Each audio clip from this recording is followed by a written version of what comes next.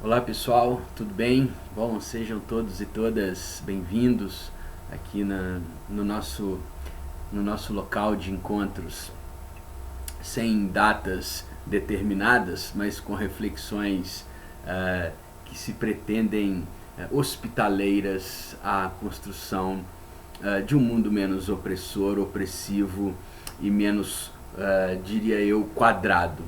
Por que eu disse esse ponto? Bom, hoje eu vou falar rapidamente aqui sobre dois temas, né? Que é, primeiro, uma brevíssima reflexão sobre as paisagens, tá? Uma reflexão filosófica, não tanto conceitual, e depois vou trazer um conceito de um autor que eu gosto muito, admiro, que é o Giorgio Agamben, que é o conceito de profanações, tá?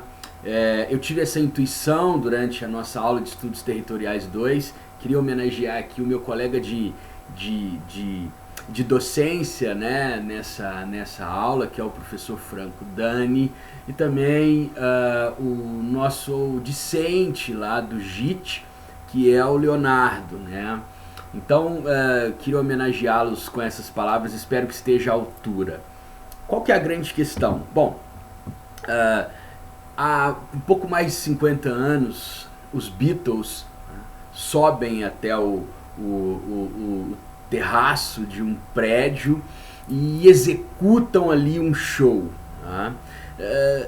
Isso, evidentemente, é uma forma de descumprir a norma que determina para que serve um determinado ambiente e, portanto, para descumprir a norma que está por detrás da construção das paisagens.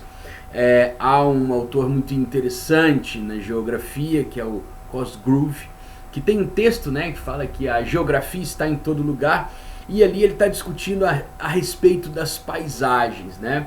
E vai nos informar este autor que, sobretudo, com a construção do pensamento racional e moderno, os humanos começam de maneira mais aguda, transformar as paisagens por intermédio das suas construções racionais, né? Isso a gente pode pensar, então, na profusão dos grandes centros, a maneira como as cidades são organizadas e tudo mais. A questão que eu gostaria de trazer é a seguinte: esse autor nos ensina que toda paisagem é simbólica. E se toda paisagem é simbólica, obviamente ela precisa ser observada por aquilo que ela mostra, mas evidentemente também, e talvez sobretudo, por aquilo que ela não mostra de maneira clara. Ele nos traz um exemplo da construção dos parques públicos ingleses. E nessa construção dos parques públicos ingleses, por mais que nós que hoje tenhamos algumas dissemelhanças, mas ele vai nos dizer que os parques ali estão muito bem organizados, com os arbustos muito bem cortados, as inscrições de não pisar na grama, as possibilidades de alimentar os patos, os locais onde nós podemos nos deitar, os locais onde nós não podemos nos deitar. Muito bem. Isso tudo me parece bastante óbvio, e talvez lhes possa parecer também. Porém, o que não nos é contado nesta paisagem dos parques ingleses é que eles são construídos efetivamente para que os detentores do monopólio capital garantissem que as pessoas não habitassem outros locais de divertimento. Então, não se lançassem aos jogos, às bebedeiras nas tavernas, etc. Quer dizer, então você tem a construção de um espaço público, a construção de uma paisagem para que as pessoas possam habitar, então, para que elas não façam aquilo que os detentores deste poder, que nós poderíamos chamar de várias coisas aqui, eles não façam aquilo que esses detentores de poder não quisessem que as pessoas fizessem. Então você tem aí uma determinação, uma captura simbólica e da cultura, né? E obviamente uma imposição cultural. Ademais, porque esses parques também eles são muito organizados, né, cheio de regras, né, e essas regras condicionam a nossa existência. Portanto, o conjunto de regras geográficos que constituem a paisagem determinam a nossa existência e criam símbolos e, portanto, criam a cultura. Logo, veja que coisa interessante. O mesmo autor vai dizer que, via de regra, né, há algumas pessoas que transgridem essas normas. E o mais interessante é que em todos os exemplos que ele traz no texto, os transgressores dessas normas o fazem por intermédio do corpo. São pessoas andando de bicicleta, são casais fervorosos, são bêbados e são cantores. Veja que isso nos dá a refletir de maneira muito interessante, não é? Que a paisagem definitivamente não é apenas aquilo que ela mostra, mas sobretudo o que ela não mostra e o que ela condiciona. Essas construções paisagísticas sustentadas pelo espectro racional e racionalizante e eurocêntrico, não é? Eles sempre, como nos ensinam também o professor Boaventura de Souza Santos, que nós comentamos em outro encontro aqui, esse tipo de conhecimento ele é sempre excludente, né? Ele necessita excluir o outro lado para se garantir. Então elege-se, né, o lícito e o ilícito, o bom e o mal, e vivemos nessa dicotomia pueril, diria eu, redutora e que não dá conta do espetáculo humano. Então, quer dizer, para que os parques se mantivessem, para que essa paisagem se mantivesse harmônica, né, é necessário que os bêbados, é interessante, os bêbados, os músicos, os casais fervorosos, quer dizer, então, não podemos amar publicamente, não podemos nos embriagar publicamente, não podemos fazer música publicamente, senão sob as vistas do poder soberano que nos permite determinados locais. Isso daria pano para manga para discutirmos o direito à cidade, mas esse ainda não é um ponto de reflexão.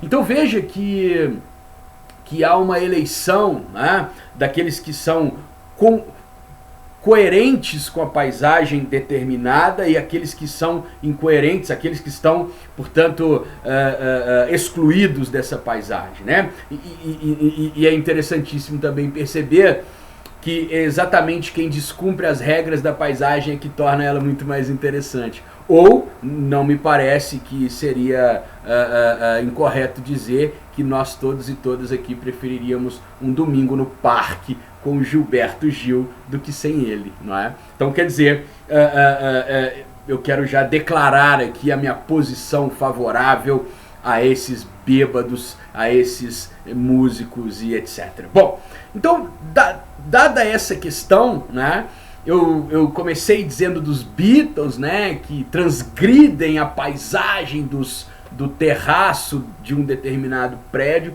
para fazerem o show. É claro que aí tem um debate se aquilo já foi combinado ou não. Eu prefiro me manter na fantasia de que não foi, mas enfim, podemos depois pensar sobre essa questão. Mas o que me importa é trazer-lhes aqui, junto do conceito de paisagem, né, que é um conceito que de alguma maneira dialoga com a construção e com a determinação cultural, né? Então paisagem, símbolo e cultura estão muito unidos e é importante que nós tenhamos a noção, né, de que existem culturas que se querem dominantes e, portanto, paisagens que se querem dominantes e dominadoras. Né? E é exatamente contra a dominação que nós estamos aqui hoje.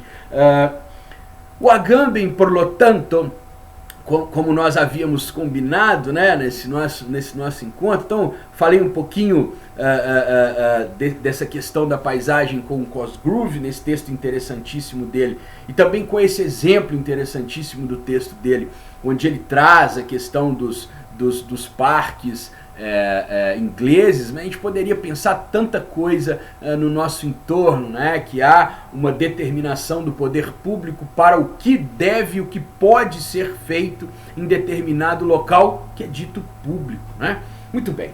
Então, o Agamben, no livro homônimo, né, que se chama Profanações, recomendo imensamente, ele vai dizer o seguinte: profanar significa restituir as coisas ao uso dos homens.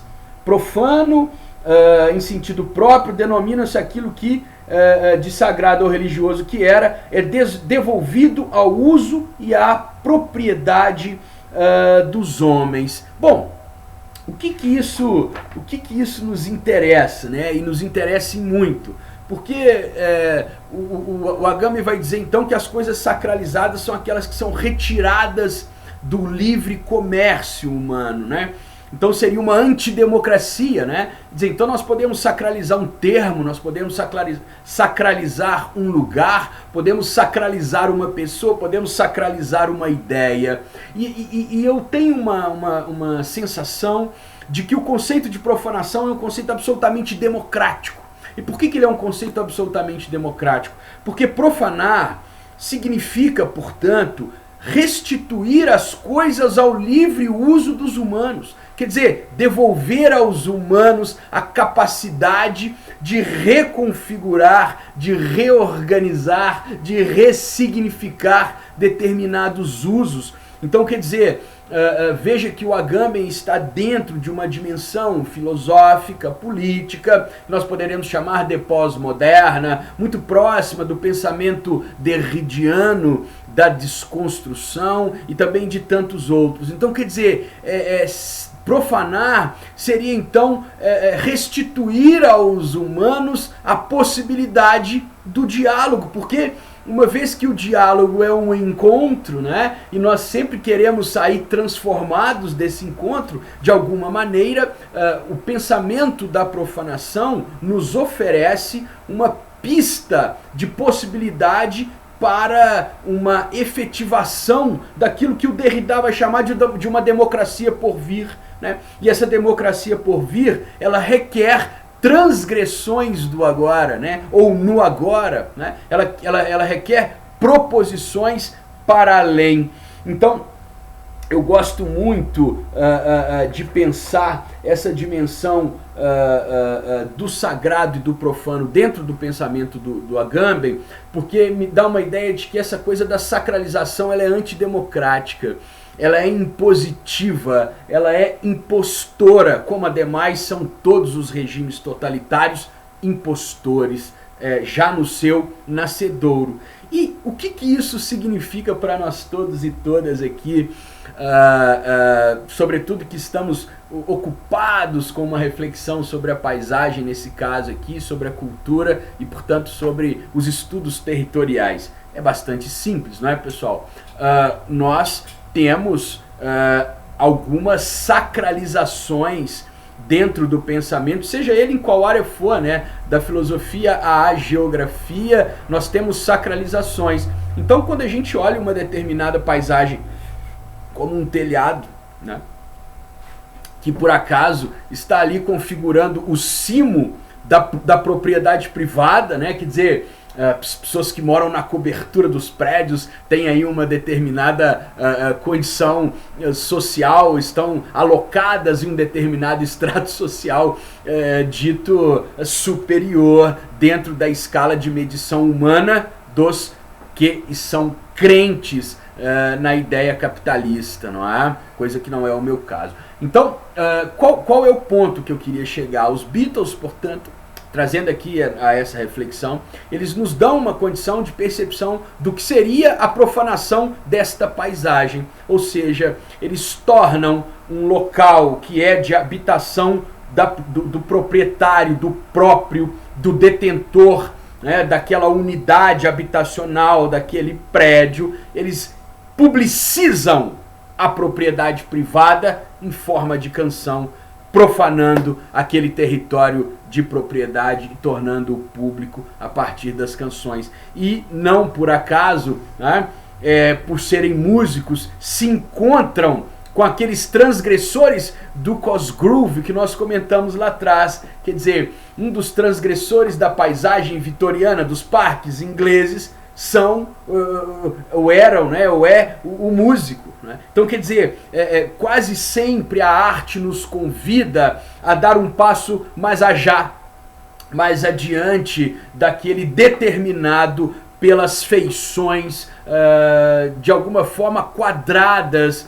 do pensamento racional. E quando eu falo quadradas aqui, eu falo literalmente, porque a construção paisagística sustentada pelo espectro racional do humano, ela quase sempre se dá em formas geométricas que não atendem à plasticidade circular e dançante das formas da natureza. E, portanto, como diria o nosso querido Friedrich Nietzsche, só acredito em um Deus que saiba dançar. É isto que eu lhes convido neste momento. Mais uma vez dizendo, né, que esse videozinho é inspirado em homenagem ao querido professor Franco e ao nosso aluno Leonardo, né, que é lá do JIT, e que eu tô querendo fazer com que ele mude o objeto de tese dele, trabalhe o território do rock and roll, né? Eu acho que tem muito pano para manga. Bom, mas enfim, bem de caminhar aqui para o final desta prosa, né?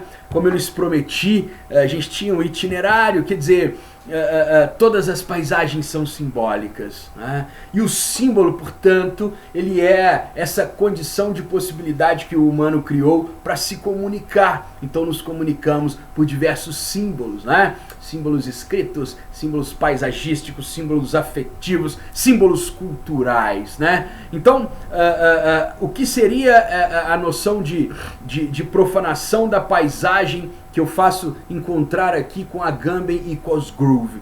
Bom, se a profanação é o ato de retirar as coisas do altar, entregando de volta aos humanos, né? Eu entendo que profanar a paisagem seria democratizá-la, seria retirar a paisagem da propriedade daqueles que as constituíram dentro dos seus gabinetes racionais e quadrados. Profanar a paisagem seria devolvê-la ao espetáculo e ao livre uso comum e democrático das pessoas. E um caminho que nos ajuda a entender que a profanação é um ato democrático é sempre a arte, não é? Então, veja que, e eu sempre insistirei nisso, o pensamento filosófico e o pensamento ocidental, o pensamento filosófico ocidental, né, que domina a noção de filosofia e lança para o outro lado da linha abissal, por exemplo, o conhecimento produzido aqui nisto que nós chamamos América Latina.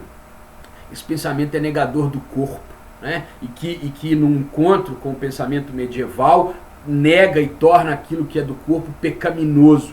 E nós desperdiçamos a noção de que o corpo é uma experiência produtora de saber. E logo, a arte quase sempre é uma expressão corporal e corpórea, né? A gente poderia desenvolver esse pensamento, mas eu não quero cansá-los. Mas veja que a profanação ela vai estar quase sempre ligada com uma ação corpórea. Subir ao telhado, lançar notas musicais e públicas para fora da determinação mercantil de quem contrata o show, para além da paisagem do proprietário que tem a doma daquele local. O que eu gostaria de lhes trazer é que as paisagens contam histórias e, a nosso sentir, profanar a paisagem é possibilitar que esta paisagem seja contada por idiomas diferentes, por sentimentos diferentes, por pessoas diferentes, por pluralidades diversas e não esteja presa à dominação racional e racionalizante que nós estamos desde o pensamento moderno servindo. É uma pista, como sempre serão os nossos encontros aqui. Profanar a paisagem é aceitar a dança dos corpos como um local de produção de conhecimento. Ademais, esquecer os corpos é, na verdade, esquecer o próprio humano, posto que já sabemos que essa diferença entre mente e corpo é uma construção moderna tão válida quanto caduca. Ou seja, vamos dançar e fazer ciência de maneira alegre e musical, menos quadrada e mais montanhesca, uma vez que ainda temos montanhas nas nossas Minas Gerais. Beijo e abraço para todos e todas. Espero que tenham gostado da reflexão. Nos vemos nos próximos lampejos de viagens geográfico-filosóficas e culturais. Beijo a todos, saravá!